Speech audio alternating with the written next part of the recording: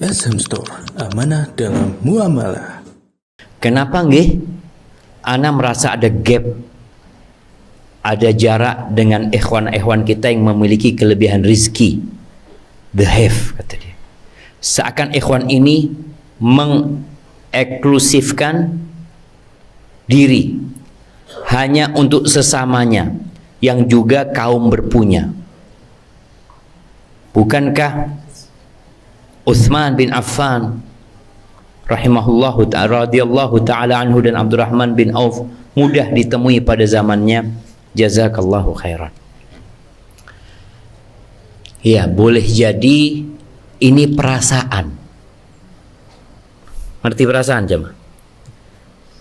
Kita itu merasa kok kayaknya dia ada jarak sama anak, padahal kita yang gak enak untuk mendekat sama dia. Kita harus berbaik sangka sama saudara kita. Kan antum tadi merasa kok koyok kayak gitu katanya. Ini yang pertama. Yang kedua, harta itu ada efek sampingnya. Orang itu kalau punya harta kadangkala jadi sombong. Kadangkala dia nggak ingin kumpul sama orang-orang miskin. Ada penyakit seperti itu. Oleh karena itu Rasul Shallallahu Alaihi Wasallam berpesan kepada Abu Dzar radhiyallahu taala anhu, wa ausani bihubbil masakin wad dunu minhum. Aku dikasih wasiat sama Nabi alaihi salatu wassalam agar aku cinta kepada orang miskin, cinta dan dekat sama mereka. Subhanallah jemaah. Maka orang-orang yang kaya ini harus cinta sama orang-orang miskin. Loh, kenapa Anda cinta sama mereka? Kenapa jemaah? Ternyata kita itu jadi kaya karena orang-orang miskin. Mungkin orang kaya ini nggak merasa. Rasul sallallahu alaihi wasallam mengatakan, innama tunsaruna wa turzaquna bidu'afaikum. Kalian itu sama Allah ditolong, dibantu, dikasih rizki karena orang-orang yang lemah di antara kalian. Jadi orang kaya itu harus sadar ketika Allah bukakan pintu rizki, ini gara-gara adanya orang-orang miskin, orang-orang lemah. Bagaimana kalau orang miskin memboikot orang kaya? Orang miskin tidak mau jualan beras. Saya mau tanam beras tak makan dewe. Orang miskin tidak mau membangunkan rumahnya orang kaya. Dilihat orang kaya bangun rumah, ndak, bangunan dewe. Orang kaya mobilnya bagus, minta disupirin, ndak, supirono dewe. Apakah akan ada orang kaya? Nggak ada. Pembantu di rumah orang kaya, nggak ada yang mau jadi pembantu orang miskin.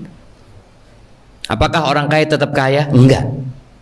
Dia jadi pembantu, dia jadi sopir. Kalau dia mau masak sendiri. Maka kalau dikatakan mungkin ada orang-orang kaya yang merasa ada jarak sama orang miskin, maka ingat dengan wasiat Nabi SAW. Dan antum yang mungkin tidak punya harta, antum harus jadi orang kaya. Ya apa jadi orang kaya jemaah? Ustaz, ana ini kepingin Ustaz jadi orang kaya, tapi sampai saat ini tidak sugi-sugi Ustaz. Berarti antum punya penyakit. Muslim itu harus semuanya jadi orang kaya. Kata Nabi SAW, laisal ghina an kathratil arad, walakinnal ghina ghinan nafas. Kaya itu bukan dengan banyaknya harta benda, bukan. Tapi kaya itu kaya jiwa. Maka setiap muslim antum harus merasa kaya jiwanya. Dengan tidak minta-minta sama orang kaya. Orang kaya itu kadang-kala kalau ngelihat orang miskin ini, oh ono perlu nih koyo ngutang lagi. Kadang-kala seperti itu. Enggak, antum harus punya kekayaan dengan cara tidak butuh sama orang. Supaya orang kaya itu merasa antum lebih kaya dari dia.